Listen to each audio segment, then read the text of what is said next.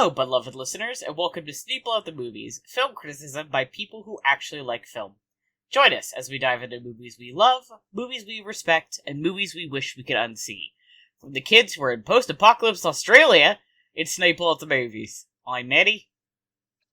I'm You Helena. guys don't have to do accents if you don't want to. I'm Ezra. No, the problem is that the impulse you could, I'm sure, see the impulse overtaking me, and I was like, if I open my mouth right now, I don't know what's gonna come out of it, but it's not gonna be anything approaching incredible Australian accent. No, Yeah, I you just didn't apologize warn us that to was Australia. happening, so it was Now, very to be surprising. To be fair, I didn't know it was happening until it happened. And then suddenly the words were coming out of my Sometimes you mouth, just, and I was like, oh no, it's getting away from me! Sometimes you just suddenly become Australian. Yeah, the bit, It's fine, the don't power worry of the about it. bit took me over.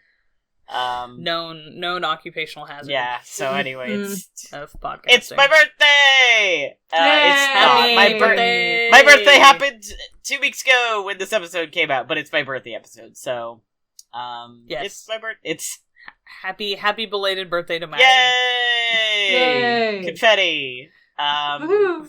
I picked a big one for this episode. I made these dudes watch 3 whole movies. We're doing a triple feature. Really twisted our arms behind our I'm so sorry, back. I did not have time to get to the third one, but I have seen it before. Okay, I can't fucking believe this. On my birthday? Fired. I'm so sorry. It's okay, I'll forgive you. This is my blessings be Oh, upon good. me.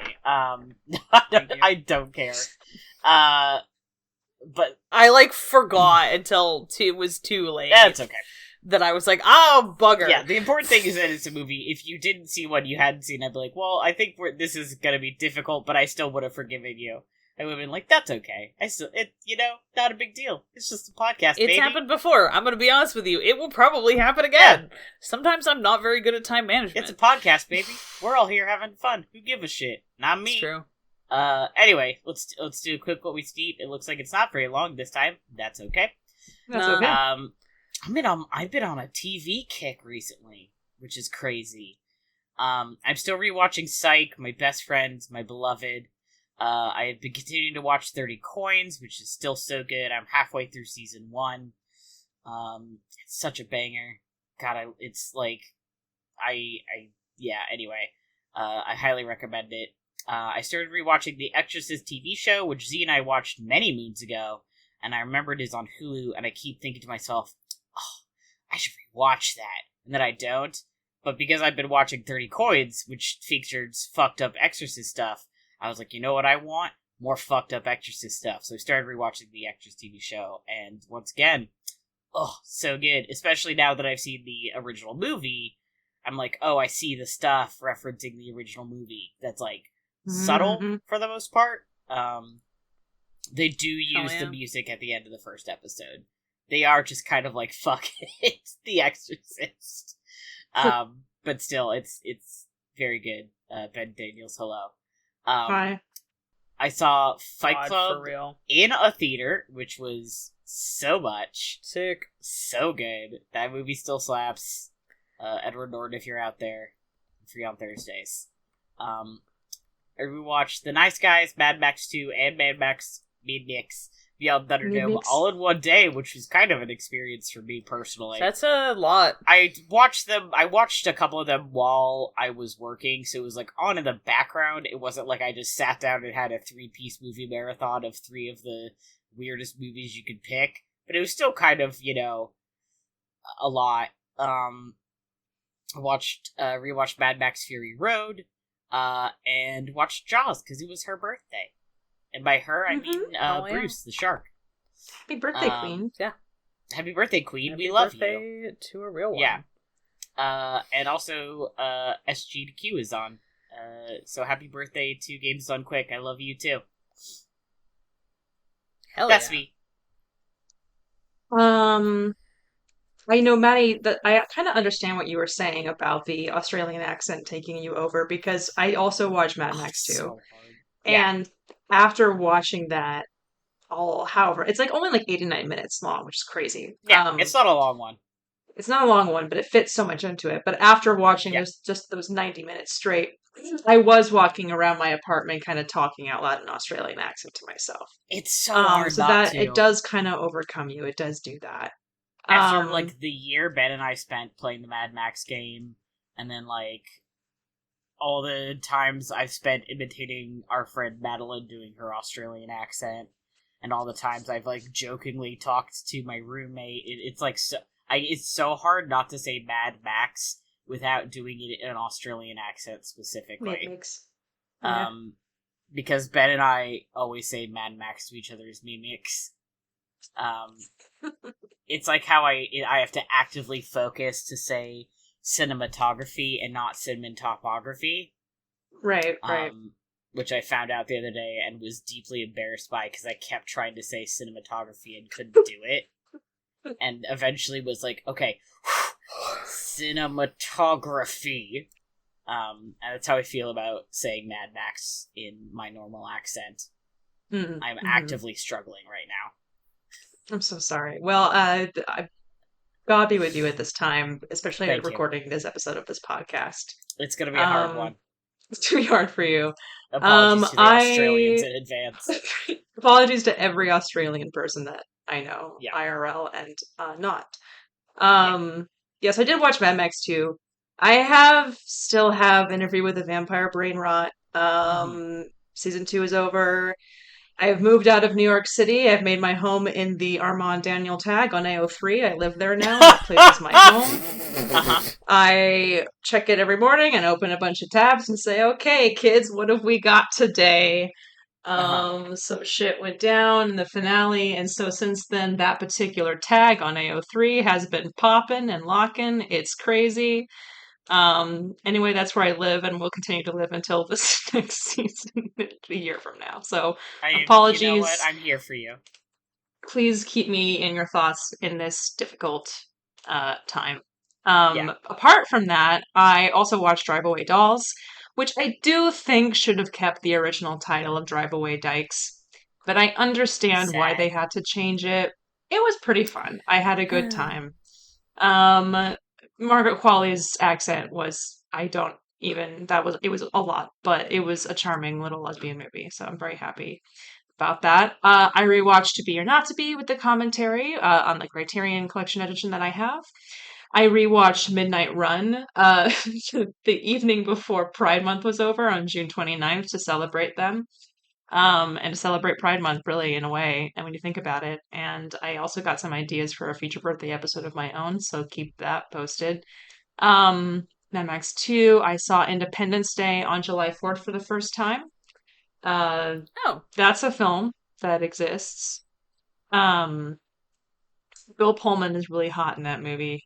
And I kind of, when I was watching it, and when I was in the midst of watching it, I was like, yeah, this might as well happen. Like, everything that happened in that movie might as well happen. And then when I thought back, I've been like, it's been coming to my mind in bits and pieces over the past few days. And like, that was some crazy shit that went down in that movie. Like, that was a lot of stuff that happened there.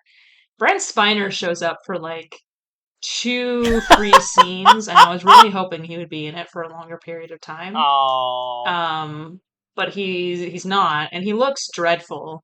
The little get up they got him in, considering this was the same year as his sex magnet movie, Star Trek First Contact, which I also had to explain the plot of to the people I was watching with. At this point, I was like, yeah, he's kidnapped by the Borg Queen, and she gives him an orgasm by blowing on grafted skin on his arm. And they were like, huh, interesting. Star Trek sounds fascinating. So that was fun. It is. And I also, of course, rewatched Jaws. I actually did that last night because I couldn't do it on the actual July 4th, which is her birthday and the holiday we have to celebrate her specifically. So I did it yesterday. That's all great right. movie. Don't know if anybody knows about that. Little known filmmaker. And right before we recorded, like literally like seconds before we recorded, I finished watching The Rules of the Game, the French movie by Jean Renoir, which is one of those movies that I was like scared of watching because everyone's like, it's one of the best movies ever made. And I'm like, pressure, for no apparent reason, which is not a feeling that people should have going into watching great movies, but it is a feeling that exists nonetheless. But it's not a problem because it's a great movie. I had a great time. But I'm also a big comedy of manners person, so I love that genre. So that was good for me, and that's it. And I started my paid time off, my staycation. So Yeah! yay! Hell yeah, Woo! This is me. Ay. This is my first day of my staycation, and I've done nothing. I'm so happy. Freedom! Yay! That's me. I remembered one thing I wanted to add is I've been listening to the audiobook of Carrie Ellis's As You Wish, talking about the production of The Princess Bride, and it's very good, and I've really enjoyed it, actually, as someone who enjoys, like, talking about film production and acting and, like, how movies get made. It's very charming and very interesting, and also his voice is just great. He's a very good reader. I'm like, do other audiobooks, King. Please, I'll listen to you forever. So, if you like The Princess Bride or like hearing about film production and stuff, I do recommend. It's not very long. It's like 7 hours. Yay! Nice. Love it. Now I'm done. Okay. Yeah, I was trying to figure out, I'm having one of those times where I'm like, what have I been doing for the past 2 weeks? Question mark. Profit. Ask me later. But I did go to Jaws at the local independent theater, on 4th of July, because that is the true meaning of the holiday, is, Happy Jaws Day. That was I had such a good time. I had never seen it in a theater before, so that was really fun, and I was with a couple people who either had never seen it or had seen it, like, only once a really long time ago, who were both like, wow, that movie's really good. I'm like, yeah, it is, isn't it? Yeah, I don't know. I'm back on my, I have to finish Dragon Age Inquisition before Veilguard comes out. Fucking, it's fine. I'm having an interesting thing where, it's been, like, I've been bitching about that game for, like, 10 years now, and I have, like, made my peace with some of the with some of the bad storytelling choices. Like, all of a sudden, I think it's because I don't have to listen to people, like, jerk off about Solus all the time anymore. Like, he's annoying, but he's really, it's fine. He's, like, deal-withable annoying. But now I just have a whole bunch of, like, actual game design beefs with that game. Yeah. So that's interesting, because some of the controls are just straight up bad. For instance, why is it the same button to interact with an object and to jump? Who decided that was a good idea? Not me! Anyway. Yeah, they definitely built fine. it for PC and then retrograded it to controller. It is so obviously built for PC and then, like, slapped together for controller, and it's just like, fuck off. Blah, blah, blah, PC gaming. I'm so glad everyone is having fun with that. I don't have anywhere to put a PC. I remember some more stuff you watched, because I looked at your letterbox. I was trying. Okay, wait. When did? Okay. I don't know when we recorded last, so sometimes I have trouble keeping track of that, and therefore I look at my letterbox and go, I don't know which of these we talked about. I look at the old documents to remember which one we did last. Oh, you're so smart. In this case, I know because you talked about Holmes, and you watched Speed Racer the day after we recorded, because I was like, Speed Racer. Oh, that's what it was. Oh, yes. Okay, I totally forgot, because you had rented Speed Racer, and I was like, oh, I'm gonna go watch Speed. Yeah. So anyway, Speed Racer is really fun. Stuff on the document for you. You're so nice. Thank you. Yeah, Speed Racer was a hoot and a half. I got my roommates to watch that with me, and we were just all like, what is happening here? But, like, in a good way. Yeah, that sounds right. The movie is very goofy. And it is, I just remember watching it and thinking, storyboarding this must have been, like, an unspeakable nightmare process. And they did a great job, because it's a lot of insane action that is actually very easy to follow if it's not giving you a massive headache. But I tried to imagine storyboarding that, and I was like, I have to go lie down. So yeah, anyway, that's me. Sneepage. You also watched 2 movies that we're going to talk about today. Yes, and I watched 2 movies that we're going to talk about today, so I guess we can roll straight into that. I never put those on the list because I'm like, but that's what we're talking about today. Helena, did you have something else you were going to say? Me? Yeah, you started talking and then we talked over you. I did, because I put something in the chat, which doesn't really count as something that I've seen, but today was Daniel Radcliffe's final performance in the production of Merrily We Roll Along that's currently on Broadway. Oh. I think it might just be the last performance in general, but someone was saying, so, like... Yeah, I think the show's closing, because I was like, yeah, there's no physical way I can get there, but, like, I would kill someone. I would for that. Not somebody I liked, but, you know. But this person says, like, this person is somebody I follow on Tumblr, and they were like, I have never cried this hard during an actual performance of theater, and also seen so many of the actors actively crying during the show itself. So basically, this latest piece of news was like, he started crying during Franklin Shepherd Inc., got the first mid-show standing ovation of the night, which then caused him to fully put his head down and sob on stage. And Jonathan Groff had to whisper to him, Dan, you're cute. And then he performed their whole breakup scene openly crying. So I thank you, Tumblr user theology, for this information. I would have died to have seen this performance, this production in general. They're doing a cast recording. There is a pro shot now? There's a pro shot coming. There's going to be a pro shot, and there's going to be a cast recording, yes. Which... I have been Merrily We Roll Along has been one of my Sondheim shows since I was 15. Mm-hmm. I have spent more than half my life at this point defending Merrily We Roll Along to haters. And I feel personally extremely vindicated. I swear by to you, everything. I swear to God, the Tonys. I was like, okay, thank you. Finally, we are being finally everyone understands. I know that there were some things that didn't work in the casting or whatever, or the shape of the original production or whatever that made people stop from realizing it or whatever. But the thing is that so many different shows have cribbed from Merrily's structure since it came out, the last 5 years, for instance. So whenever people mention, the other day, someone was mentioning, oh, there's this show that and they did it backwards in his life, and every single time someone says something like that about a piece of theater, I want to be like, oh, Merrily We Roll Along, that nearly ended Sondheim's career because people were too stupid to realize what a masterpiece it was. I get it. I see that we're erasing her story, and that's fine. Anyway, yeah, I'm right with you. I'm not. Don't worry, Mr. Sondheim. I see you. I saw Merrily We Roll Along.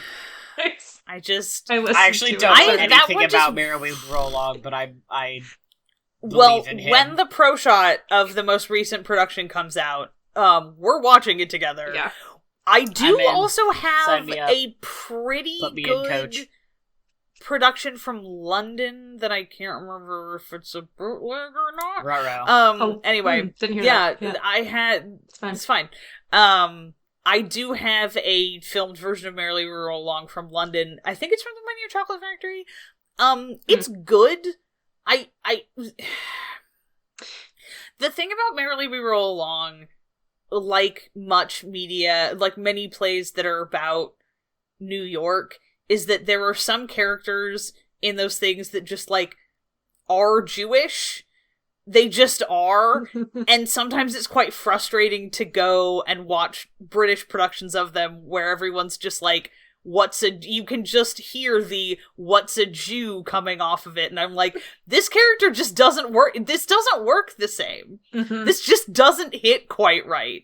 I know there are Jewish actors working in Britain, just not very many of them because there's not very many Jews in Britain.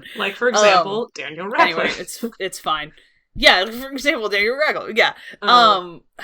It's fine. It's a pretty good production. It's not perfect, but I like it. But I'm absolutely frothing at the fucking mouth to get a pro shot of this. Yeah, dying literally on my knees. I never want to move to New York, but and also I'm hey. kind of not really that big of a Broadway fan anymore, but sometimes things come along and I'm just like, Helen, I'm gonna come sleep on your floor. I live here and I can't get a ticket to it, so, you know, That's fair. I have been trying. I have been entering that fucking lottery every time. Yeah. I'm just like, hey, got any $35 tickets for someone who's broke? Yeah. And they're like, no, sorry. You have to pay $500 because that's how much it costs to see a piece of theater here. And it's like, what if we all jumped off the Brooklyn Bridge instead? Broadway is evil in many ways. I think that the show is, you know, certainly the quality of the production is very good. It's a good show, but sometimes it's like I can't imagine paying $500 for a ticket to literally anything. No. This is like the story that I told you, where like when I went to see unless Angels. There was an actual time machine involved. Yeah, no. Even then, I don't think I would. I'm paying for the time machine. When I went to see Angels in America in 2018, I was stressing out about paying an extra like $80 because I wanted to change my seats for Perestroika, because my seats for Millennium Approaches and the second part were bought at the same time and they were all the way back and I couldn't see anything. And I was literally stressing the entire break, like, do I go and I pay extra to see it? And I eventually, I did it and I went and I got a ticket much closer to the stage, which I don't regret. But then I get in line for Perestroika, and there's a woman behind me on the phone telling this fan member that, he has to come and see it with me. This was for Harry Potter and the Cursed Child. Because I just spent $1,000 on tickets for 2 tickets to Harry Potter and the Cursed Child. And I was like, are you that is just... Serious? And that's not even a good play. May I even go out of the way to say it's a bad play? I know that the production quality is supposed to be really high. About Jamie Parker, but I'm not that. I'm not that horny about Jamie. I love Jamie Parker. Not that horny about it. Also, it's a bad play. I'm not that horny about anybody. I'm not that horny about anybody. No. Anyway, I wouldn't pay that much for this is right up there with the. It's the same with the sometimes people will talk about how much money they spent on Taylor Swift tickets, and I have to go clean my ears out because I think I misheard that. Listen, I know it's sometimes. And I'm like, I mean, you know, you gotta have credit card debt, it's your money. Do whatever makes you happy, I guess. I spent over $100 on concert tickets. Sure. Yeah, but there's a limit to how much I'll pay. Like those pit tickets that are $500. I'm like, no, I refuse. I've never spent more than. I've never even made it to $200 for a ticket. $200 is. I will never go over that. Unless it's one of those things where it's I can't imagine spending more than $200 on. You could go back in time and you could see Bruce Springsteen playing with Clarence Clemens. Fine. Yeah. Done. Okay. Yeah. I will travel back in time to hang out with my stepmom to watch Bruce Springsteen play when he was doing bar shows. I'll do that. Yeah. I'm not. That's partly why my parents don't go to concerts anymore, because they were alive at a time when going to concerts to see pretty big musicians cost them $10. Oh God. Yeah. So they're just like, I know every single time I talk that. to my dad about how much money I've spent on concert tickets, he's just like, I'm sorry, did someone put an extra 100 in front of that? No. Just for shit's sake? No, that's not possible. And I'm like, yeah, it is. Anyway. At this point, my general is if it's over 50, it better be a big fuck. I better be seeing literally Fall Out Boy. Yeah. Yeah, I don't. I think we shelled out. I don't know, when my parents and I went to go see Tom Petty and the Heartbreakers at the Gorge. I'm sure that those cost a pretty penny, but he's dead now, so I'm glad that we went to go and see him. And it was a loud show. It was the loudest concert I've ever been to in my life. It, painfully loud, but I'm really glad that we went to see it. But that's Tom Petty. Yeah, it better be a big fucking deal if I'm spending that much on a concert. Yeah, like, I don't think I even spent $50 on tickets for the Streetlight Manifesto thing that I'm like, is like a one night only that I'm absolutely losing my shit about. But, you know. I don't remember how much Yeah, I spent to go see Leia and I are going to see the National later in this year at the Moda nice. Center. My worst enemy, the Moda Center. The National at the Moda Center is just, I hate that weird, sentence. right? They need to That's be in, like, the not a Crystal good Ballroom. venue for the kind No, of it's music not. they play. Also, I was like, if it wasn't for the fact that it was the National, I would not go to the Moda Center. I'm going to the Moda Center for a very small group of things. People who are not specifically from Portland, who have not lived in Portland. The Moda Center is a big stadium. The Moda Center sucks. It Used sucks. to be called Parking is the $1 Rose- zillion. If you are driving your own car, expect to spend 3 hours trying to get the fuck out of there. It's awful, Yeah, I know. Expect to get lost more than once just trying to find your seat, let alone trying to get through merch. It is huge. It is not fun. I very much prefer, like, smaller venues. So, to me, I'm going to the Moda Center for, like... I've gone to the Moda Center to see Fall Out Boy, like, once, at least once, maybe twice. I've gone for Hosier a couple times. I'm going for the National, and I think I saw Panic there before they sucked. Yeah.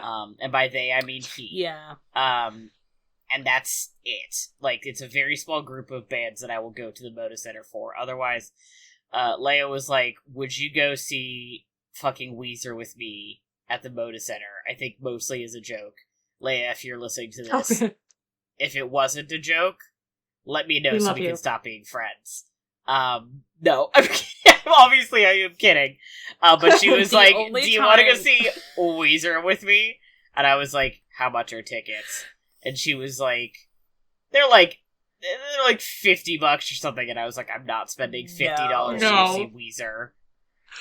The one Again, time... not a band that technically, should I be have playing at the seen- Moda Center. Sorry. No. Technically, I have seen Weezer? Weezer. Sort of.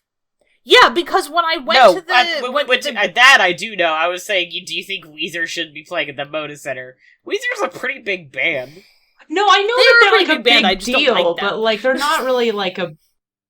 It's like this. It's just the sound. It's just this. It's just their act. I mean, it's just one of the those thing things to where me. it's like, it doesn't make sense for the National to be playing there either. I'm No, doubting it doesn't. myself of whether they're actually playing there. Hold on.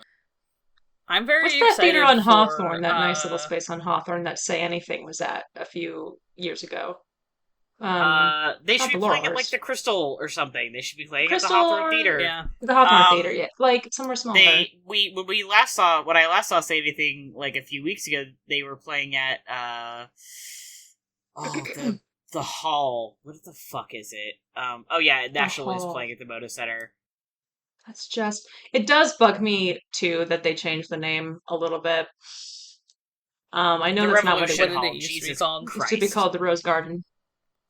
Yeah, that Oh, too. It's yeah. one of those really Um, annoying things I always where forget that those are the same thing, and then Yeah. people talk about the Moda Center. I'm like, oh, whatever happened to the Rose Garden? It's there. It's Istanbul, not Constantinople. Yeah, exactly. That's how I feel about the fact that I refuse to stop calling it Key Arena. It hasn't been Key Arena in like a decade, But and I'm it's like, I don't still give a Key shit. I'm not Arena. calling it Climate Pledge Arena. I keep forgetting that they're it- the same thing on that front also. It's Key Arena. Yeah. The National should be playing at Um, Revolution Hall. That's what I was thinking of. That's Yeah, what I that's saw would be anything. yeah, no. yeah. That's the vibe. The Weezer can play at Anyway. the Weezer. Weezer can play at the Moda The Center because Weezer. they don't Yeah, give a shit to only go one. see them. Anyway, we gotta pull it back. Hang on, I just want to say This has been concert ticket chat with the Sneople. my parents did used to work for a exceedingly rich guy who used to get like box seats at the Rose Garden / Moda Center, and there were some times when he was like, I don't want to go see these people. Do you want these box tickets for my parents? And we'd like fucking Paul McCartney or The Who. And so there was time when I went to see Paul Jesus. McCartney with my mom at the Rose Garden in the box seat. That's And I went to see The Who with my dad because we were just like, you don't want these tickets to little known artist Paul McCartney? Okay, sure, we'll take that. Thank you. And that was a even more thing excited because I thought you were gonna say. I was a lot more jealous when I thought you were gonna say Paul Simon rather than I Paul mean, McCartney. That is saw true. Paul Simon at the Moda Center too, but we were not in the box. We were on the we were I can't standing room fucking only. believe this. But I did not pay for those tickets because my parents and my aunt and uncle Well, wanted to go I see mean, them, and they were yes. like, "We'll drag our child along with them and dance to make her embarrassed." Because she's a teenager and I was embarrassed by her parents dancing to Paul Simon. But I like think the that's the kind only of Oh well. size of the show that you're expecting. I don't know. Maybe we sort yeah of pull out a big showstopper no. at the Moda Um, Center.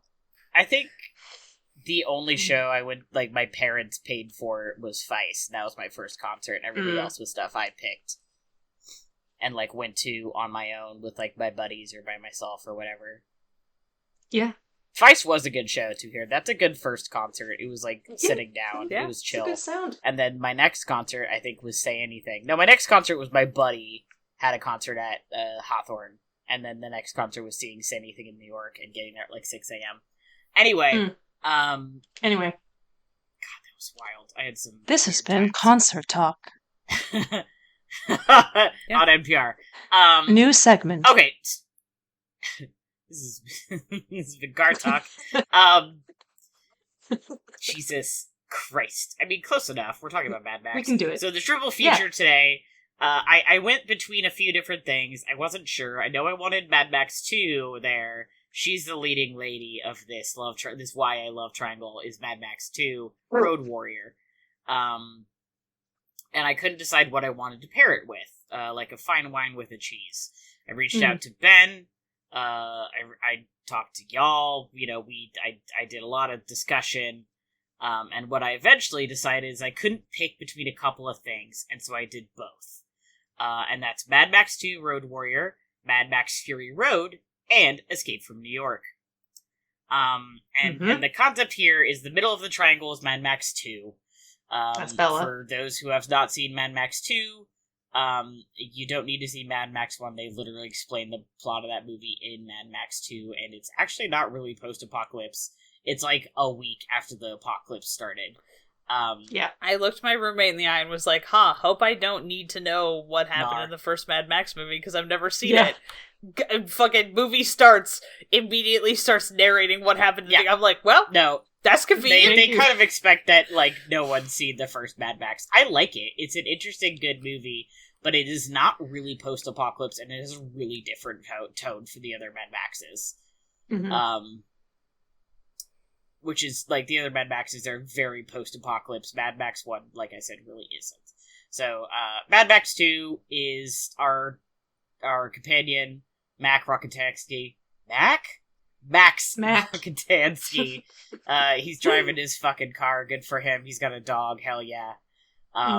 He is rolling up to one of the only places that has gas left, which is obviously a big deal because people will be driving these fucking cars, right? Their idea is they are going to load up like a tanker with gas and haul ass and just try and get the fuck out of here and find literally greener pastures. He's like, I will find a tanker for you, give me gas, and then I'm out of here. And they do that, and they're like, please drive our tanker for us, you're the only one who could drive this fucking tanker. He says no, there's a lot of fighting, eventually he does, you know. Yay. It's very much, I've said this more than once, that it's very much a Western and the, like, lone cowboy rolls into town to solve all their problems, similar to Fury Road. And that is why on one end of the ring we have Mad Max Fury Road, because if you watch Fury Road after you've seen Mad Max 2, you will realize, wow, this movie really pulled a lot from Mad Max 2, which makes sense considering it's the same director and writer. And same franchise. Wow. And the same franchise, but like Mad Max Beyond Thunderdome really takes a fucking twist. It's like the Steven Spielberg of Mad Max movies. I have something to say about the trajectory of the Mad Max franchise in a second, but I want you to. I would love to hear it. So that's it's an interesting compare and contrast. Mad Max Fury Road is, I would assume, for a lot of people, the only Mad Max movie they've seen. It was my first one. Yeah, me too. It's very much the Mad Max franchise reimagined in, you know, the 2010s. It's like, how do we make film now? How are we reimagining a movie that is very 80s in a modern era? And how different George Miller is as a director and writer. And also, how is he reimagining that concept he did originally in Mad Max 2 now? And making it maybe a little bit more complex. It seems like it feels kind of like he's tooling around in the same sandbox and seeing what he can make now. And then the other quarter, we have John Carpenter's Escape from New York, featuring Kurt Russell. The rough idea for that is we got a guy, Snake Plissken, who would later go on to inspire Snake from Metal Gear Solid. Thank you, Kojima. The president... so stupid. You talk about the plot of this movie out loud, and you're like, this is the stupidest thing I've ever said, but it's President fine. played by... I don't fucking remember. You tell me. Donald Say it out loud. Pleasance. Oh, that's right. Yes, of course. Sure is. Our friend Donald Our Pleasance. best friend and John Carpenter's best friend, And apparently. John Carpenter's best friend, Donald Pleasance. Star of The Great Escape, Donald Pleasance. That's right. They've decided to make New York a massive prison for, like, life prison. You go there if you're a motherfucker who's never leaving. Like, maximum security bullshit. And the president was flying to Europe, I think, and his plane crashed, was, like, taken over by terrorists and crashed in the city. And Snake Plissken, who was going there as a criminal, they're like, hey, we'll let you out if you go get Mr. President. He's carrying something for, like, these Cold War talks, and he's like, no problem, boss, I got it. Fuck you guys, but also I don't want to be in prison. And it is even though the world isn't necessarily apocalyptic yet, that city feels very post-apocalypse. Like, everything has gone to shit.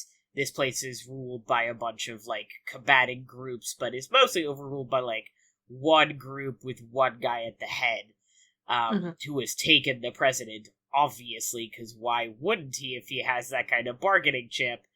So it has that same Western concept of lone cowboy goes in to, like, deal with something, but for his own benefit. And both Snake and Max kind of remind me of each other in the type of protagonists they are. And they, like, have kind of the similar story beats, even if they're different approaches. So I thought they were, like, two movies moving into, like, the one that were interesting, compare and contrast all three together. Whew! Okay. Thank you, Matty. Talk about yeah, no problem.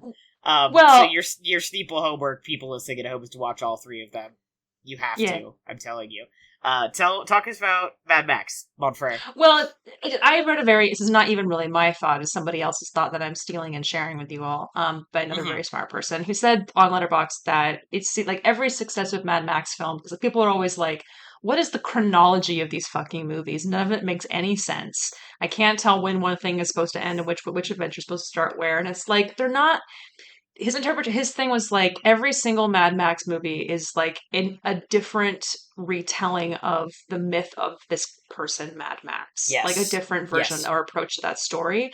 And Yes. they just keep getting more and more mythic as the movies go on. So you start with the first Mad Max, which, as you said, is like feels very firmly like it's still kind of in our world or contemporaneous world, albeit like a little bit silly because there's some bikers doing some very silly things in that movie, as in Mad Max 2. And then Mad Max 2, that it's a little bit man more has- mythic, but sorry. Sorry. No, go ahead. Oh, I just the amount of time I spent commenting on the guy who just has his entire ass out. Oh, yeah. I'm just like, It's out there. There's more than I'm one dude so- has their entire ass out in Mad Max 2. This is true. I'm so worried about the I'd chafing. be worried about the I was just sunburn, like, to be honest. I'm like, you are going to get a sunburn, like, between your ass cheeks, King. Like, that's gonna be, like, the most uncomfortable thing that has ever happened to a human being. He seems kind of nuts, and I think he'd probably be into it, unfortunately. You're not wrong. I mean, like, anyway. most of the bad guys in Mad Max 2 are like, clearly kinky leather daddies. I'm not This is here true. to Where judge. do we... This was my question. Yeah. Mhm. Does anybody have any idea where we can... Like, can we carbon date the post-apocalypse mean we're all running around in fetish gear? I say this with love. Fetishes are awesome. Leather is great. But, like, it's fetish gear. Yeah. And it's like, some of it you're like, okay, yeah, that makes sense. Like, you want, like, leather is good for resisting, like, leather, you know, you can make, it's kind of armored, you get spikes, you get, like fucking Escape from New York, you got dudes who have, like, they've, like, made, like, studded leather armor out of bottle caps, which fucks insanely hard. But then, like, you've got the version of that where this man is just, like, not wearing anything under his chaps because, you know, he feels like it, but also I'm like, again, sunburn on your butt. Am I imagining things, or is somebody in Mad Max 2 wearing a collar? No. Yeah, no, you're not imagining that. things. There's Okay. at least one person's wearing a collar. There's, like, you know, people got, like... There's the gay couple. A lot of harnesses. Mm-hmm. Yeah. Yeah, Who's I mean... literally, the one of them is literally chained to the other. Yeah, they're doing the 24/7 DS thing. Yeah. Good for them. Yeah, I mean... Yeah. I can't think of a movie I've seen before the 1980s, a post-apocalyptic movie that does that. So, in terms of carbon dating it, I feel like I think we already have. I think we know where it began. I think it's the 80s, somewhere in the 80s. I mean, I just can't think of anything before then. I know. I'm like, this is something I'm gonna have to go do some Streets of research Fire on. It's sort of that sort of became ubiquitous at some point. That, like, a specific flavor of post-apocalypse thing means at least one faction of people is gonna be dressed like they're competing for Mr. Leather. Again, this fucks and is good, but it is, like, just, it's a trope, and I'm like, where did the fucking, like, right. BDSM post-apocalypse come from? I do think that Mad Max 2 goes the hardest on that trope, because you look at those dudes, and you're like, that's literally just people standing in line outside a gay bar. Yeah. Yeah, I just was like, I was watching it and I was like, I really keep expecting to see, like, ring gags or something. Yeah. Next time, the next person who walks around. Yeah. Yeah. Anyway. That's a thing. Yeah, so shout out to the dude who almost certainly got a sunburn on his butt cheeks. Yeah, Godspeed. Filming that. Hope you were wearing went sunscreen. Real hard. Jesus Christ. But yeah. There's a lot of white people getting very, very sunburned. Very, very bored. That's just how it is in Australia. Yes, but then, like, Beyond Thunderdome is even more mythic than that and kind of crazy. Yeah. And then Fury Road is like, and Furiosa are full blown, like, I feel what if this world was just literal hell? You know, and still recognizably Earth and still recognizably Australia, especially in the case of Furiosa, where they literally do a zoom in on the continent of Australia at the beginning of the movie. But, like, like a hellish warped version of that. Right. And is also really interesting because this is weirdly the last Mad Max movie I had to watch in the series. I had seen every other Mad Max movie except this one, which is kind of weird because this has a reputation for being one of the best ones.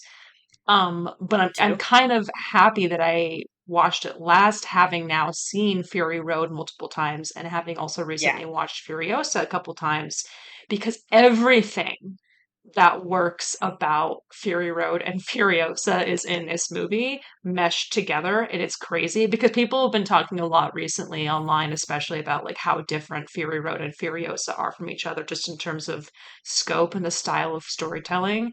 And it's like everything that works about the sparse action-driven storytelling in Fury Road is in Mad Max 2, as well as the broad, like, character-driven epicness of Furiosa, and also the characters, like, what Humongous is the name of this guy in Mad Max 2. It's like his whole situation. For what I posted in here earlier. Yeah, you're funny. But his whole situation and how he presents himself and his, like, little hype guy are very similar to both a kind of a combination of Chris Hemsworth's character in Furiosa as well as Immortan Joe. Like, both of those characters combined. And he's got, like, the mask on and everything. Like, even when I saw, like, the earlier version of the blood bags of, like, them tied to the front of the car, I was like, Leonardo DiCaprio pointing meme. I was like, oh, he's already working with that in this before we even got to that part. Right. And there's just shades of everything in it, and I really, really like Mad Max 2 a lot because there's so much little great character stuff in it from all of these random characters that you may not even know, like, get to know their names very well, even though they definitely all have crazy names. Um, but it felt very character driven and lived in that way that you were saying, that like a lot of like a traditional like Western of the cowboy coming into town does. Like they all get to have little moments to shine. Um, yeah, it was interesting seeing that last. I uh I definitely think Mad Max 2 is my favorite of all of the Mad Maxes I've seen. I've still not seen Furiosa. They were Mhm. showing it live on Freebie earlier or whatever, and I was like, oh, okay. And then I showed up and they were at like the last 10 minutes, and I was like, okay, never Oh, mind. yeah. So, Uh, but I was talking about this with Ben on Chaos and Stereo, every Tuesday. Um, but he made a good point. He's like, I don't know. It's really hard to have a definitive list because in tone they're all kind of dissimilar. So you Hmm. could try and he was like, I could try and kind of say like, I think this one is my favorite, but like this one, like it's hard to kind of compare them in terms of like they're all kind of doing different stuff. Hmm. Um, so it's hard for me to say like I know this is my favorite. Yeah. When it's like, well, I mean, it's just what it's doing is so different from this other thing that like I don't know, this is great at what it's doing.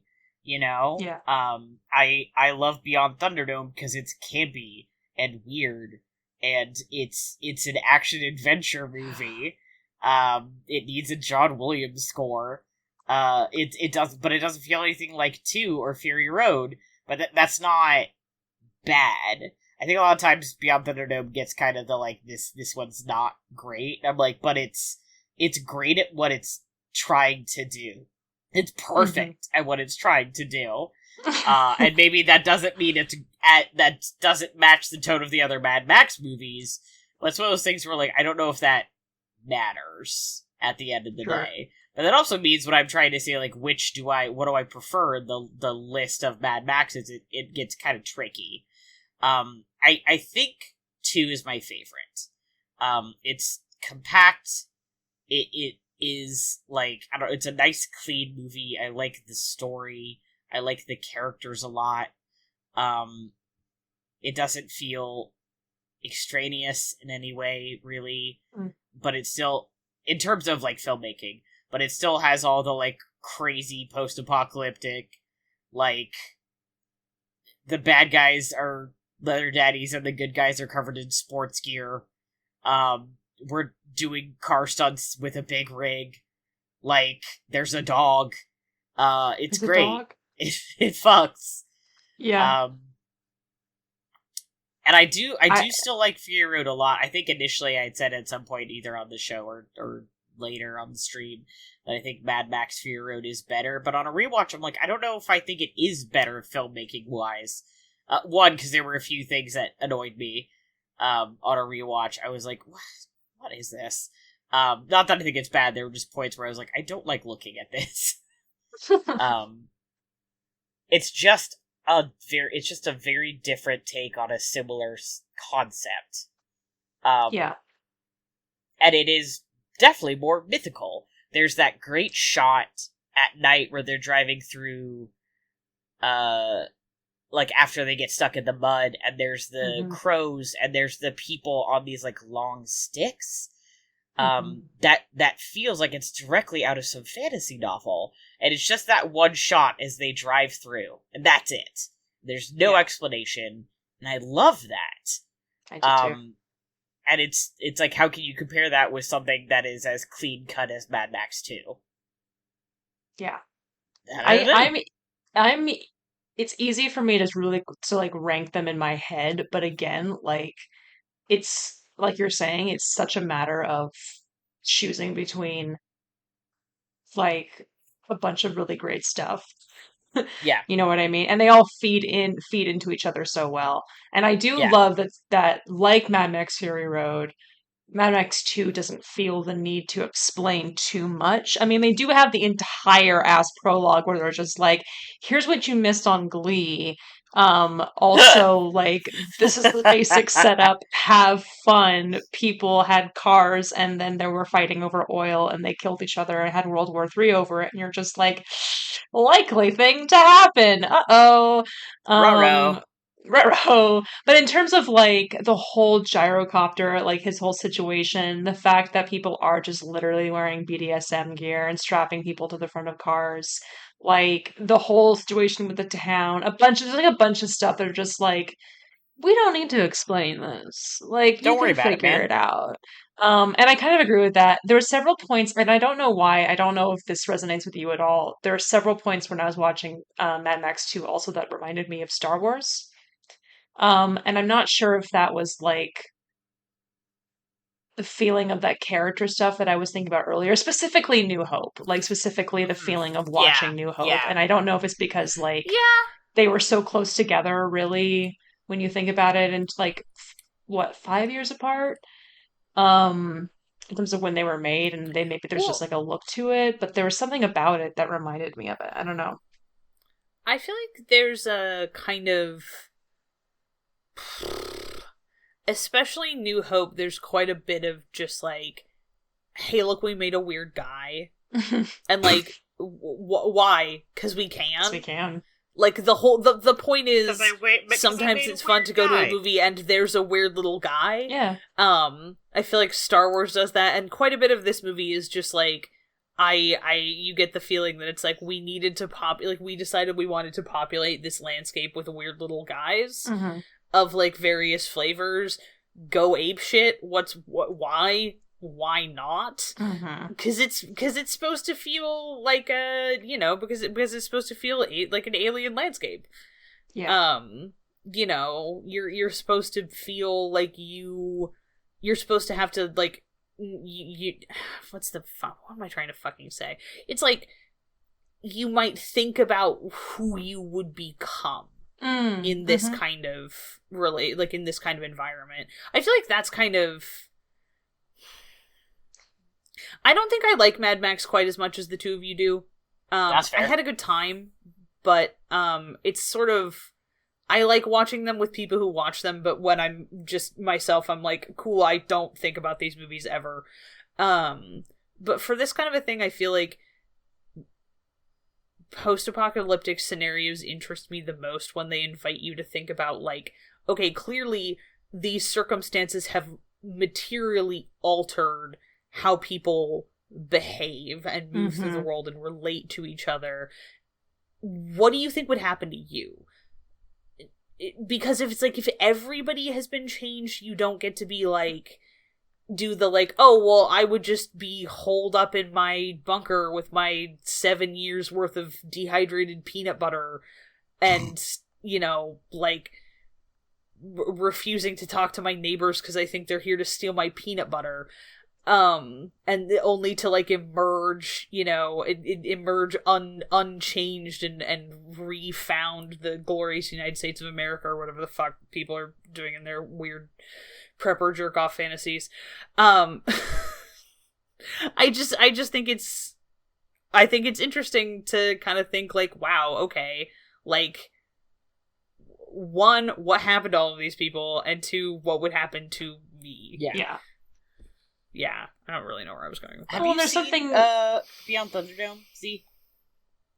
No, the only Mad Max movies I have seen are Mad Max 2, The Road Warrior, and Mad Max Fury Road. In Beyond Thunderdome, Tina Turner has this great line. Oh, sick! Tina Turner's in that movie? Bro, you See, fucking know Tina it. Turner is in that movie. She is the movie. Okay. She is like one of the main characters. Damn, okay. Maybe it's not that I don't like them. They're fun. It's just Sure, that, no, like, If you're looking for fun from Mad Max, don't worry, you will find it in Beyond Thunderdome. cool. Sick. Also, you can see the, like, proto-war boys in it, where there's the one kid who's got that painted on white with the black eyes. There's, like, one kid doing that, and you look at that and you think, that's a war boy. So clearly he was just Mhm. mulling that over for a while and then was like, fuck it, we ball. But there's a point where she's like pulled Max, they're in like a trading town that she's in control of, and they're talking, and she talks about how before all this she was just a nobody. And now she's become somebody. She's made Bartertown what it is today. And it's this really interesting concept, and I think she talks to him too about, like, what are you going to become? Trying to make a deal with him. And it's this concept of, like, who do you become after everything goes to fuck? And for Max, he became a loner. They talk about this in Mad Max 2, kind of briefly, but in Mad Max 1, his family died. They were killed by, like, motorcycle haters, like, day one of the apocalypse. Toe cutter. Yeah. Yeah. And he also got his knee, like, busted all to fuck, and he wears this very cool knee brace. That's why he wears that cool-ass knee brace, in 2, is from that. And his response was, it's just gonna be me. Is that he then retreated into himself, and then also, that's why he doesn't want to help people. Is he's like, but he can't help it. Yeah, every single time. It's like he's constantly fighting against himself to be like, I'm gonna be alone, I'm going to be alone, I'm not gonna help anybody! And then he gets to the end and he can't it is like against his will, he is helping people. Which I find very charming in a protagonist. Yeah. Especially, I guess it's in Beyond Thunderdome as well. Like, that's just like the running thing of 2 and Thunderdome and Fury Road. He's just like, nope, goodbye, have fun. I helped you get this far. I'm going that way. But then they're like, but Max. And he's like, no. And they're like, but Max. And he's like, okay. But Max. And he's like, fuck shit. I guess I have 12 kids now. I can't help it. I don't want to speak on 19 kids, and we're taking over this town, and then I'm gonna leave. And then I'm gonna go away. Stop finding me. Stop making me a better person. He is like he like. I think I said this one on our Letterboxd reviews. One of the movies is like, for a guy who loves to like be alone, he sure does keep helping people.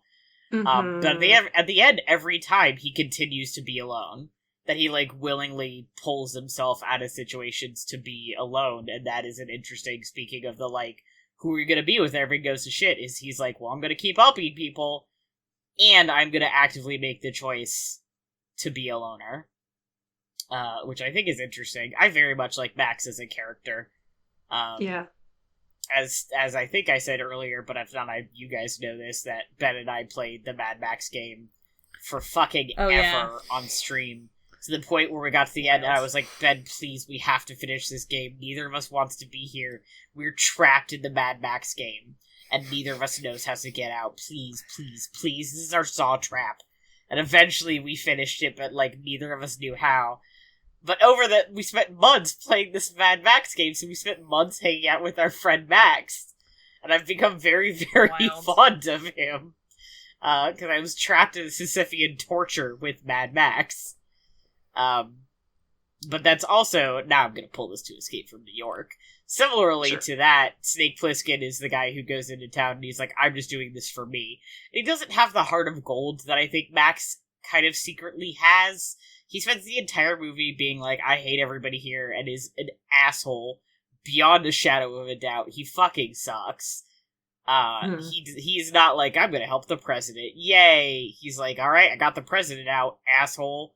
But I find it very, spoilers for Escape from New York, I guess, that movie's old, but go watch it, is at the end, the president's getting ready to, like, get on the call with, I think it's the Soviet Union and China, and he needs this tape to, like, complete negotiations to get what he wants, and Snake's like, Mr. President, I just have a question for you.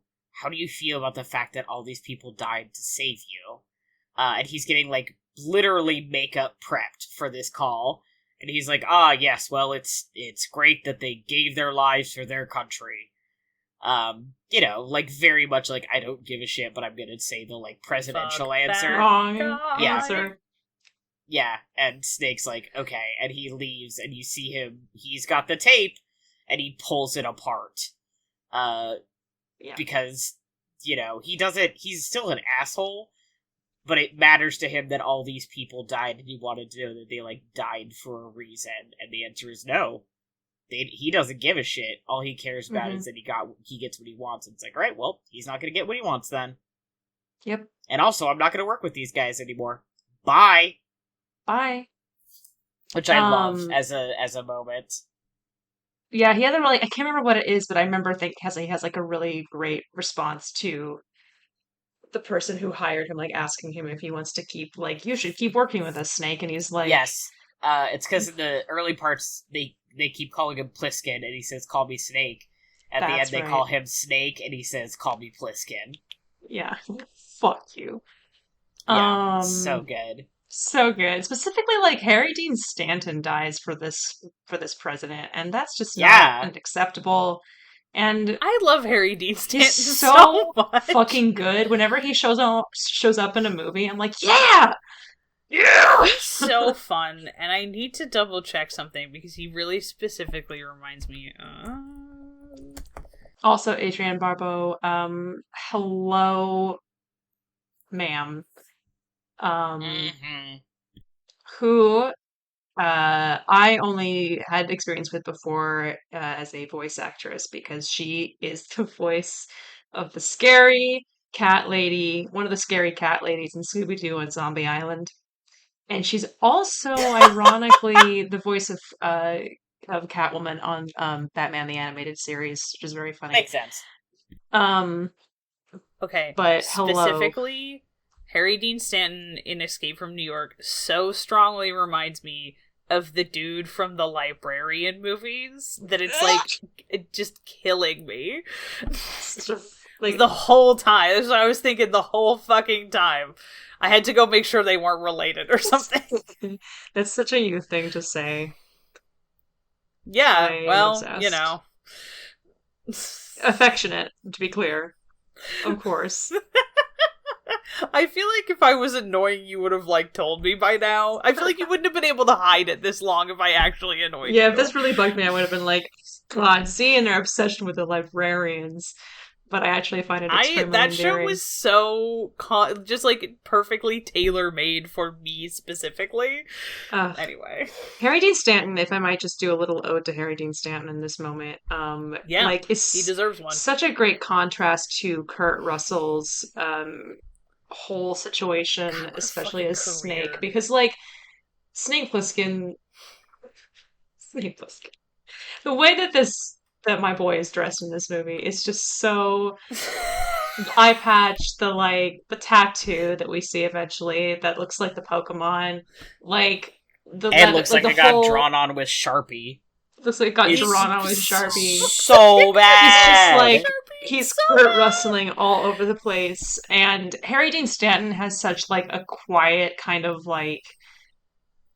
just matter-of-fact energy in everything that he does, that you're just like, oh yeah, this guy, even though he's not necessarily, I mean, good guy, he helps Snake eventually, he's helping him, but he's not necessarily on his side the entire time. He is very much acting for himself, as a lot of the characters in this movie are.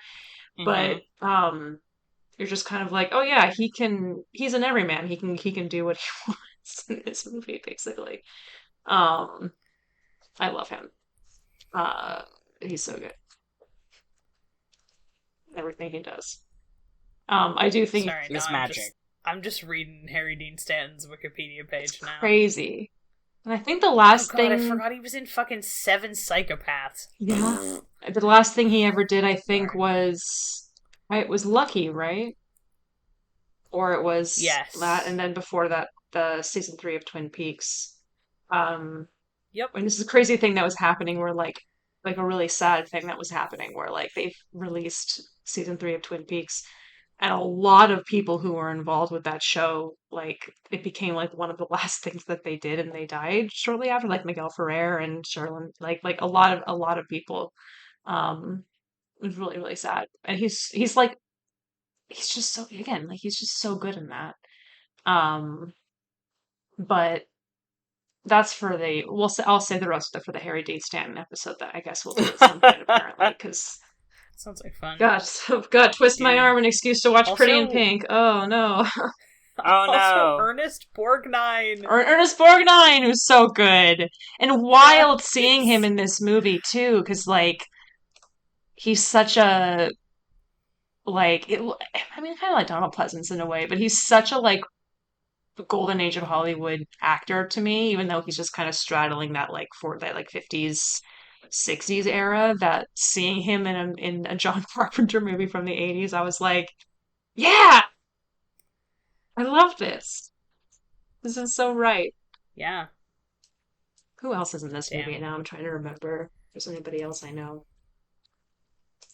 Let's list people. One of my favorite things. Oh yeah, Lee Van Isn't that Cleef. the best part of every episode where we just list people? Just list people. Lee Van Cleef. That's the game. The guy who plays Hawk. Which, like, Lee Van Cleef again is somebody that I did not expect to see in this movie. What a fucking face Lee Van Cleef has. Mostly like gets cast as villains his entire life. Mostly in just a ton of westerns because he's got like that hard, flinty stare and everything. He's in The Good, the Bad, and the Ugly. He's incredible in it. And you just look at this guy and you're just like, I can't trust you. And that's exactly what Snake does in this movie as well, and he was right to. That man had a head just made for wearing those fucking cowboy hats. Like, it's nuts. Dude, how many people... I feel like of the last, like, 3 people's Wikipedia pages I've opened were, like, served in the United States Navy during World War II. Yeah, seriously. Yeah, him and Ernest Borgnine, both in the Navy. And, I mean, that Donald makes Pleasance sense. had a... Yeah. So did a lot of people, There were a lot of to be fair, people but I who think were it's out funny there that being it in was... the Navy. That's fair. I mean, and I guess if you already lived in California, that's a pretty natural, like, thing to Yep. do. I just thought it was... Navy. It was very funny because it was, like, 2 consecutive ones that were, like, served aboard a minesweeper in the U.S. Navy. It's like, where I'm like, what, like, the same one? I know Same there were a one, lot yeah. of them, so no, but... And then Donald It was Pleasance the was same one, though. volunteered in the RAF too, so they got that. They have that going for them in Wild. there. Damn. Yeah. They were out there, I guess. Yeah, it was Well, the one. It was it was a the big one war, a lot of people fought in submarine. it. We were all on the same one. I don't know why it had to be Wow. a submarine. It was the submarine that was just doing bits all the time. Yeah. It was all character My actors. submarine. I would Actually, be- I'm Me sure and the somebody boys made all in the a... same submarine. I'm sure there is a movie that's... I bet you anything there's a movie that's like Welcome to the Submarine that does bits. Yeah, I would be unbearable in a submarine. I would be unbearable in any small enclosed space like that where I was like slightly panicking because we were underwater and in a small enclosed space. And I do a lot of bits in general in my day-to-day work. Like 90% of what I do at work when they're not trying to make me do stuff is bits. Yeah. And that would only increase like tenfold if I was put into a submarine because I would be anxiety induced because I'm in a submarine and I would just have to do bits to cope. And that's what being an actor is, doing bits to cope. That's right. That's the one thing they don't tell you. Sorry, I'm just looking at Jaws gifs again. I'm It's looking the ones I at sent to the group. the sorry. Wikipedia page for Escape from New York and seeing if there's anything else in here. One thing Everyone I got really loved distracted by their own thing. one thing I loved about, just like a random thing I loved about Escape from New York is that one guy who injects Snake with the thing, the bomb that's gonna like. Oh yeah, kill him? the capsules. Oh, yeah. yeah. He's like this character that isn't really named, and he's like he makes Hawk be like, you have to tell him, right? After he injects it, like you have to tell him that if Like, what I he's still just did gonna to do him- his job, but by God, if he will not do it ethically. Yeah, and then when Yeah. Snake comes, like the end of the movie, when he like tries to get it out of him, he's like rushing over there to get it out of him, And I was like, Yeah. it's just like a little small John Carpenter thing that he's really good at, Yeah. Where Yeah. it's like character. I'm still gonna... Yeah. Oh, I was thinking, like, I'm still gonna put this character in a fucking situation, but by God, if I will not have Well, another also person true. there. Yeah. Just because It a will character make it doesn't at have a least somewhat name and the ethical. part their contribution isn't like huge, quote unquote. Like they're still gonna have a point and like a A moral personality. stance, yeah, to them being there. Um, now I'm just thinking when I was speaking earlier about the character stuff in Mad Max 2 that I really loved.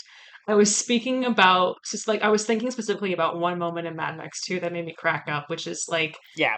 I don't know any of these characters' names, but they're asking like what's wrong with the car.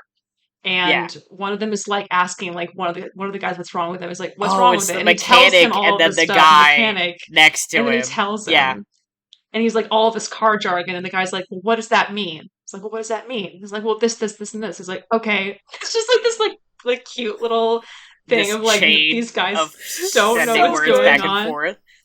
It It's has so some really, nice. for a movie that's mostly about driving cars and kicking ass, and I'm all out of ass.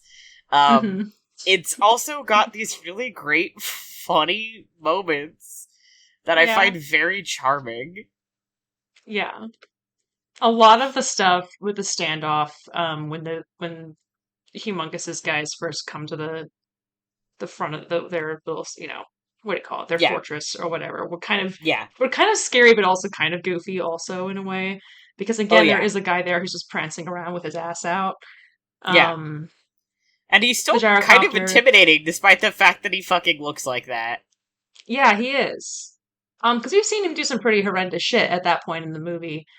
So you're still like, oh, this guy's no good and has like no moral code. I really like him as a Um, villain. yeah, he's fun. We haven't mentioned our friend the gyrocopter at this point Oh, yet. Bruce Spence, who loves to be in a Bruce sequel. Spence, Yeah, my who bestie. loves being a sequel. My best friend, Bruce gyrocopter. You guys reminded me that is because I was looking at him and was like, huh, he looks like fucking James Fox or whatever who played Hathaway Yeah. on Lewis. Oh, Lawrence And then Fox. you're like, yeah, James Spence who Bruce Spence. who loves to be in a sequel and was also the mouth of Sauron, and I was like, I knew, And he's that one just alien did not from connect Revenge of the name. Sith. Yeah, And I was like, immediately dropped what I was doing and like ran back out of my room to go inform my roommate that gyrocopter guy is the mouth of Sauron. Yeah, he loves to play a character with a really long head. I want somebody to fucking do a little animatic of the mouth of Sauron like landing in front of them on the gyrocopter. I think they so should. bad. Yeah, The just going gyrocopters over are the wall in gone. a Like- gyrocopter and then landing down. Yeah. Yep. He is so funny Um, because he has such a distinctive face that like Oh my I god. remember thinking to my like looking at this guy's filmography, So being like, what have I long. seen this guy in? And seeing he was in Revenge of the Sith and being like, okay, I don't know his character's name, but I know exactly which alien he plays in Revenge of the Sith because this guy because the alien just looks like it's like Star Trek when you're like, Yeah. what does Quark look like without the actor who plays Quark look like without the makeup? And you're like, he just looks like Quark without the forehead, and it's really disconcerting. Like, oh, that's it's like just that. what that actor looks like. That's just like They what he actually looks did like. quite a good job of preserving his actual facial Yeah, features. they didn't have to do much. They just kind of made his skin all weird and then gave him a weird mouth, and then they were like, "Oh, Well done. that's done." Which I love technically is makeup. very nice, considering otherwise they would have had him be in the chair for like 9 hours. Yeah, you They don't were like, want we're going that. to do minimal amounts of stuff to you. Both Bruce Spence and the actor who plays Quark, we're going to do minimal amounts of stuff to you, so you don't Yeah. need to spend 19 hours in the chair. Even then, Bruce Spence put on all makeup for both those other roles. Yeah. But it's still, he's great. I find him very charming. The fact He's that very Max fucking chains him up and is like, you're taking me to the gas town or else. And if you take me there, I'm gas still town. not setting you free. You're still fucking kicking it here with me. And then he eventually gets free and he's like, I've decided I've imprinted on you. And we're partners and I'm coming to save you. And I'm like, wow, love wins. Love does It's win. very, very funny. And Do I was they- sad that he wasn't in Beyond Thunderdome more. Yeah, I think he should be in every single movie. I think he should be Not in just every Mad single Max Mad movie, Max actually. movie. I No, think he he should should be be in in all every of single them. movie. Bruce I was Spence, I'm kinda rooting wondering for you. Why he wasn't in Escape from New York. Yeah, that's true. Yeah, His role was played by the guy who was Cabby instead. Gotcha, that's which right. That was is true. another extremely funny role where it's like, what the fuck are you doing here? Driving a random vehicle of some kind? And the answer is, I'm just here to have fun, honestly. That was such a hilarious concept to me, is like New York Cabby, but New York is more hell than normal. It's a fucking jail. He's like, I've been driving the cab here for longer than this has been a jail. I just stuck around after this became a maximum security jail. Whatever. It's like, yeah, man, did you get a choice on that one? Did they be like, what did he do? Were you just like, no, fuck you, I inherited this taxi medallion and like you will pry it from my cold dead hands? And they were like, okay, have fun fucking taxiing for what we think are irredeemable criminals. And all the criminals are like, yeah, that's Cabby. He's the guy who drives the taxi. We hang out with him. He's cool. He's sort of our mascot. We like Cabby. Did they go to Bullet Farm in Mad Max 2? I'm trying to remember. No. They also don't technically have Gastown. No. It's been on my mind because they prominently go to Gastown and Bullet Farm in Furiosa. Those are both from Fury Road. They don't have those in Beyond Thunderdome either. Yeah, alas. They don't have established communities like that, really, beyond Bartertown. Right. Which, speaking of BDSM and towns they have in Mad Max, by the way, I always forget about the guy who runs Gastown, who is, like, in a business suit, but has cutouts around his nipples, and his nipples are pierced and tied together to some kind of, like, little item or whatever the fuck. Because every time I see him, I'm like, whoa! What the fuck? And it's just don't worry about it. His business is still going on in Furiosa, and there's more nipple piercings and nipple stuff going on in Furiosa as well. You know what? Thank God for that. R.I.P. And I'm glad we have that. Yeah, I mean that's just the beauty of the diversity of cities. You know, that you go to Gastown, you got that going on, and you go to Bullet Farm, you got some shit going down. And you there. Got bullets instead of teeth. Bullets, and you got instead of teeth. And you go to Bartertown, you got that, and that's just what Mad Max is all about. Really, is the beauty. It's the beauty and the ability to be yourself and to commit murder. I think, and that's as it should be, and it's exactly that in Escape from New York 2, where they go to New York and everyone is just themselves. Yeah. They're free to be who they want to be, and also to commit heinous murder crimes. Yeah. Mm-hmm. Now, I have a question for you, Matty. Yes. Have you seen Escape from LA? Not yet, and I did think about watching that and putting that on this list instead, but I was like, I should stick with the movie I know. Okay, yeah, I also have not seen it. I know it has a slightly less than stellar reputation. That was the thing, is I was like, also, but to be fair, I did think about putting Mad Max 2 versus Waterworld, so quality of film was not really on my... People try to convince me that Waterworld was good, actually, and I was like, you're the only people who have ever said that to me in my life. Yeah. I have no way of knowing. I mean, I know that it's... I've never seen it, I know that so Waterworld is... It got dragged to the Funny Farm and back when it came out because of how bloated the budget was, which Kevin Costner, I think, is also similarly getting not so much for the budget right now, but like Kevin Costner's new film Horizon chapter 1 just came out as well, which is this massive long western. It's only part 1 of like I think 4 parts or something. And so people are already giving him shit for just like, money, time, who wants to see this? Why are you doing this? And he's just like, I don't know, because I can. That's art, baby. I mean, like, I respect that. And I kind of feel like a similar thing with Waterworld. People were just like, why have you done this? It made a bunch of money, though.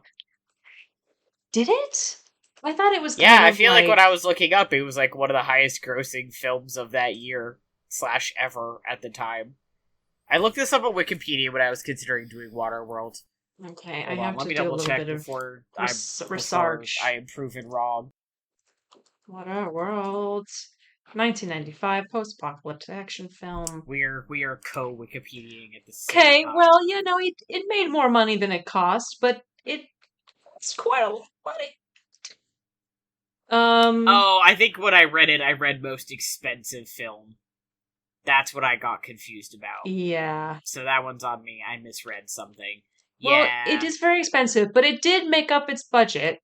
So It that's nice. That's all you can really ask for in these trying The film was times. also unable to recoup its massive budget at the box office, despite being the 9th highest grossing film of 1995. However, the film did later become profitable owing to video and other post sales. Well, the film was nominated for an Academy Award in the category Best Sound. Hell yeah, brother. So there's that, I guess. Yeah. Well, I gotta say, you know what had absolutely abysmal sound mixing? Mad Max 2 The Road Warrior. Hey.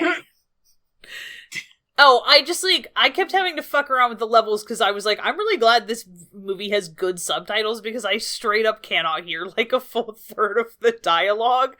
And it was like anytime I don't know. Also, the ADR was so bad. the what? Oh, the Which, ADR. again, it's kind of charming. The ADR was just abysmal. Again, it's I am here for many, like, this movie is delivering many things. Sometimes polish is not one of them, but I was just like, damn, I'm so glad this has good subtitles because I would not be able to hear, like, a full third of the dialogue. Also, and sometimes they're just like, you're like, what are you saying, literally, the words that are coming out of your mouth? Yeah, that is true, where it's like, I can't, like... I can't sort of interpolate what's being said because so much of it is just, like, objectively nonsense. Yeah. It is less polished. I will say at one point, I was glad that there was a subtitle because somebody said called someone a maggot, and that is the word that I thought they said. Oh, dear. I was just like, what? Oh, okay. It is less polished, but I think that the first Mad Max is even... Sorry, I'm getting like the light shown. It got, like, the quality of polish definitely went up after Mad Max 1. I think it I didn't looks have really the good. Sound issue, I will say. I don't think I had the sound issue either. Yeah. It's possible that just for whatever reason HBO Max doesn't like my television. Maybe. Well, and I've also played around with my settings recently because on our TV... I was having a dreadful time watching committing crimes and watching Marvel movies, and on Disney Plus, which I do not pay for, so my roommate pays for. And I was like, the sound mixing is just dreadful, and it was only a thing that I was really experiencing on Disney Plus. And I was like, it has to be an app thing. And I think I Googled it. I think I just like played around with the sound settings in the app, and I can't even remember what it was, but it was like something where they were like, don't adjust for this or something. And I was like, is this going to be it? And then it was, and it was fine. And like everything has been better. I'll have to check that out because the sound mixing has been a nightmare on Disney Plus shows. Yeah. Oh, it's awful, and it's universally across the board. I was like, what is happening? So I did fix something. Also, our air conditioner is super loud, and because it's July, it's been going pretty much nonstop, like during the entirety when I was watching Jaws last night, and I was like, I can't hear it. I have to turn it up to 20, and I was playing it on a Blu-ray. Even then, so it was like I've had to adjust for that for a long time. Okay, fair. But yeah, that is definitely a thing. But I do love the way that Mad Max 2 looks, like the colors and everything. No, the colors look great. It's very gorgeous. It's very atmospheric. The effects are so fucking good. Yeah. Like all of the times that like somebody like runs a car into something and the car like blows up into its like component parts. Mm-hmm. It looks really, it's like it gets dismembered. It looks really cool. Yeah. Every just time thinking about somebody having to put all of that stuff together. and edit that shit. Like, that's the thing I think about. Every time a car chase It's a very, very sequence well edited film happens in I have to any say. of the Mad Max movies, I'm just like, oh shit, here we go. Like, there's like Furiosa has less of that than Fury Road and Mad Max 2, but there are still a couple of really incredible action sequences where I'm just like, mm, mm, mm, mm, mm. Because he just knows how to do it. I don't know. There's something about the way that he shoots action sequences and how that they're edited. They're just like, I don't even know why they're so good. I couldn't even tell. Well, they have a really skillful balance of like how, like, between like close and like far, like establishing shots and close-up shots. Mm-hmm. So you get you maintain a sense of how all of the moving pieces are relating to each other in space. You get just enough to keep track of where everybody is, and then the like closer in shots are chosen really effectively for like maximum immersive impact. Yeah. You know, That's exactly right. get a lot of little, like, you get a lot of details that show you things about like what's the, like, what kind of, it's almost like what textures are people feeling, like how close are you to, if something's on fire, you have a sense of how close the characters are to it and why it's like, okay, like, oh shit, like that's, everybody's like reacting to stimulus in a way that I feel like makes it very engaging and makes you feel they feel very immersive. Yeah. And you are very, it's like what you're saying, like you're very actively aware not of like where everybody is, and also like everybody's relationship to each other in that moment. Like I know that we're not technically talking about Furiosa in this episode, but I'm like, it's like specifically because thinking. I haven't seen it, so I will take your word for it. But there's the action sequences in particular where you're, especially with the relationship between Anya Taylor-Joy as Furiosa and Tom Burke as Praetorian Jack, like where they are in relation to each other is so crucial in those sequences that you're very, and the film like makes sure that you know where they are in relation to each other, like just emotionally as well in in those moments. And also but how they're reacting to each other, or what things are happening over there and where everybody's going. Yeah, you're right. It's like kind of like keeping the human element and also the purpose of the chase itself as critical. It's not just like cars chase each other and ram into each other. It's like they're trying to do something, and they're doing that by doing a car chase, but this stuff is happening in and around the environment of the vehicles that is enlarging the scope of like of what you can do with that, like within the action sequence. Yeah, good movies, Matty. Thank you. Very good choices. Three beautiful queens. Escape Room, I don't know if it's me like sort of backwards or like retroactively putting the vibes onto Escape from New York because of the existence of the Metal Gear Solid franchise. But that movie, watching it, I was like, I understand exactly why this inspired Hideo Kojima to go be like, I have to go video game about this. Down to like the setting, like the set itself feels very video gamey. Yeah. And I don't mean this in a bad way. Like I mean it in a good way. But there's something about it specifically, like kind of the like variation of locations and the way that like the way that those like landscapes are framed and stuff, and the way people like the way like the streets look, especially like the fact that there's just sort of like random bits of burning garbage and you're like, how long has that garbage been burning? Mm-hmm. That's very video gamey in a way that, again, I'm like, I'm not complaining about it, but I just remember thinking like, yeah, video games. It feels very 90 action game where you're doing the like weird like PS1 like awkward run, yes. and then you like shift into a new section and run up to an NPC. It's like as they're talking, and then you pull up a menu to select stuff, and they give you a gun, and then you run to the next room and you start like shooting or whatever. For those who do not know this story, Kojima watched Escape from New York and liked the character of Snake Plissken so much that he baked Snake from Metal Gear Solid on Kurt Russell's character. And if you've ever seen a picture of Snake and a picture of Kurt Russell and Snake Plissken together, it's really obvious. And David Hayter, who does most of the voicing of Snake, is clearly doing a Snake Plissken impression.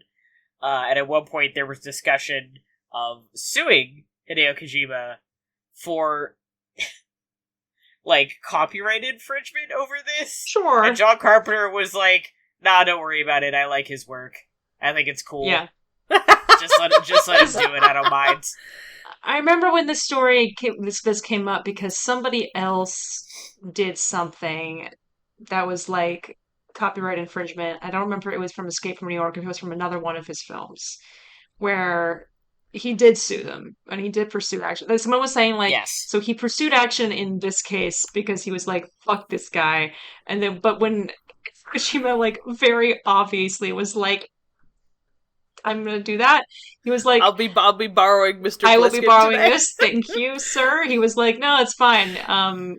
Because John Carpenter also obviously is a gamer as well, so he's probably just like, it's cool. Just so funny. Yeah. Like, Kojima about just like keeps winning, I gotta say. I borrowed your action figure and forgot to give it back, and also now I've made like one of the all-time iconic video game franchises with it. Yeah. John Carpenter's like, Cool, bro. dope. Love that for you, fam. Kojima was brother. also a big Mad Max fan as well. So he's been having a very good time recently. He's been posting about going to like meet George Miller, who's like an icon of his. And he loves Furiosa, loves Fury Road. Love for him. I'm sure probably Kojima, loves. come on the show. Come on the show, man. Yeah. Come on the show, brother. I will want to talk about Silent Hills. Sorry. My roommate was saying that that Mad Max specifically, there were some things that really made them think of Fallout New Vegas. Yeah, very much and I'm so. just like, God, I really need to play Fallout New Vegas, don't I? I mean, wow, that was really long. I mean, you don't. Can't even finish this joke. If I ever get around to playing a Fallout, it's probably going to be New Vegas, but that's a big if you had to pick a Fallout, pick New Vegas. My dad asked me this question, and I was like, New Vegas, and he was like, I'm already playing New Vegas, and I was like, oh. He was like, pick another Fallout that I should play, and I was like, pick a different Fallout. New Vegas again. Choose different New Vegas, but like mod it differently. No, I think then we started talking about like 1 and 2, and we got into a full discussion. Okay. But I was like, watch a Mad Max movie.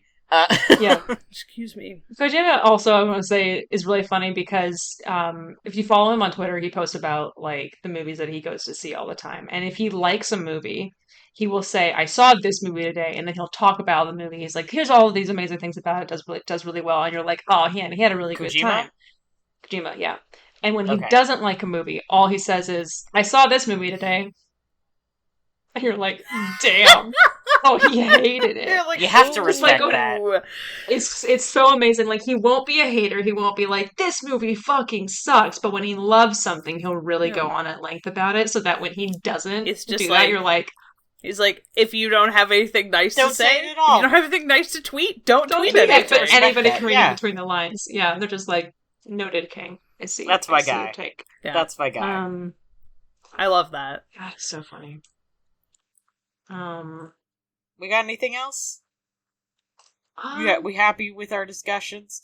I mean, I think I can kind of muddle through this forever, but sure. We only have, my goodness, we only have so much episode to do, you know.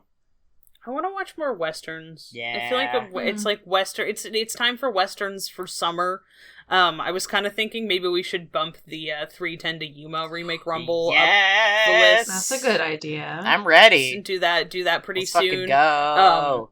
Somebody was posting original 310 to Yuma gifs on my dash, and I was like, I really need to see that movie. And also, I would like to see the remake again, because I remember it being I good. have the remake, like, directly next to my PS5 right now. just waiting. I 100% have it on DVD. Yeah, too. Me too. Logan Lerman, We're ready. Logan Anyway, Lerman. so yeah, that's a fun little preview. I don't know if it'll be immediately the next episode, but tune in soon for the 310 to Humor remake. Yeah. Yeehaw, indeed. I got nothing. All right, cool. I Good episode, gang. I had a Except good time. the showers. I like both of these movies more listening to you guys talk about them, which is always a fun experience. Wait, which ones? You said both. If there's three, both. Who's the one you The hate? three. Oh no, I mean the two that I saw again. Okay. I haven't seen Fury Road in a long time, and I liked it when I saw it. But anyway.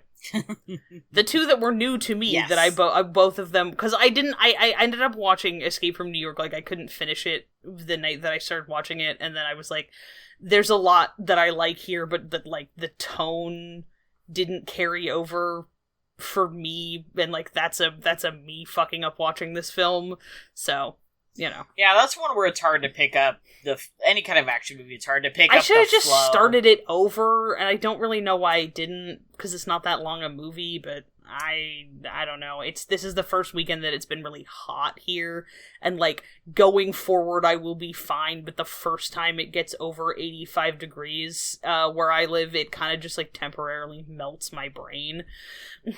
I think that's very reasonable. I feel that. I mean, I started rules hot. of the game earlier today, and like 20 minutes into it was like, I'm sleepy. It's 6 p.m. Unadvisable nap time. And then I took like a 20-minute nap and came back to it, which is why I was a little bit late coming on, because I did have to finish it. Because then I was more awake. Maybe I shouldn't drink coffee at 5 p.m. That probably has something to do with it. Oh well, we'll never know. I don't think that sounds like a great idea, but you're a grown-ass adult human being. This is true. It's also my staycation, so I'm breaking a lot of rules and doing lots of things that I shouldn't. Yeah, do what thou wills. Yeah, so there you go. Okay, cool. Bangers. Y'all listening, you got some homework. Go watch these 3 movies if you haven't already. Enjoy. Get ready for 310 to you fun. at some point. It's my birthday! This is Happy birthday, Matty! It's not my... There's this specific fucking... I'll probably get this out. There's this specific Monster Factor video where it's the one where he makes his brother Justin in one of the WWE games. Mm-hmm. And you can change the signs in, like, the match. And he changed them all to "It's my birthday," and so he just goes down the list. It's my birthday! It's my birthday! It's my birthday! It's my birthday! Just cursed. I'm just book cursed. It's hard out here. Wow. It's so hard when you are doomed to be a comedian. I was talking with a stranger earlier, and a car went off. I interrupted our conversation to be like, excuse me, I'm talking. I went back to talk to the guy, and I realized that maybe that wasn't a normal thing to do. And he just lost it. And I was like, yeah, sorry, I'm good. cursed to be a comedian. It's hard. That's good that he... I also told him about the podcast, so... Oh, yeah, multiple people who I work with listen to our podcast now, by the way. Yeah. 'Cause it keeps coming up in conversation. I'm always on that podcast grind. Yeah, I was out for drinks with a coworker and with some coworkers, and we were like, "Yeah, I listen to your podcast sometimes. I think it's funny." And I was like, "Oh Jesus!" Yeah, I know. Every other Tuesday, I play a guy who's doing exorcisms, and every other Thursday, I play a guy who can't shut up. Yeah. And that's the beauty of podcasting. And that's the beauty. It's beautiful. Of podcasting. Okay, it's my birthday! And on that note, about it being my birthday, 31. Thanks for hanging out with us here on Sneople at the Movies from the Infinity Break Network. Check out infinitybreak.net for more awesome content, and come chat with us on the Infinity Break Discord. You can find it at bit.ly, capital I, Infinity, capital T, Talk. You can also shoot us an email at sneopleatthemovies@gmail.com. If you got a subject you want to hear us talk about, a movie you think we absolutely need to see, or want to share your definitive ranking of the Mad Max films. Our Oscar-worthy music was done by Johnny Ronaldo, you can find at Johnny Ronaldo on Twitter, and our glorious Technicolor logo was designed by Bethany Luthold. You can check her out at bleilaniarts.wixsite.com. If you enjoyed listening, please leave us a review on iTunes and share the show with your friends, your enemies, and your partners in crime. As always, thanks for listening, and we'll see you at the movies. Well, movies. Mean mix. Main mix. Mean mix.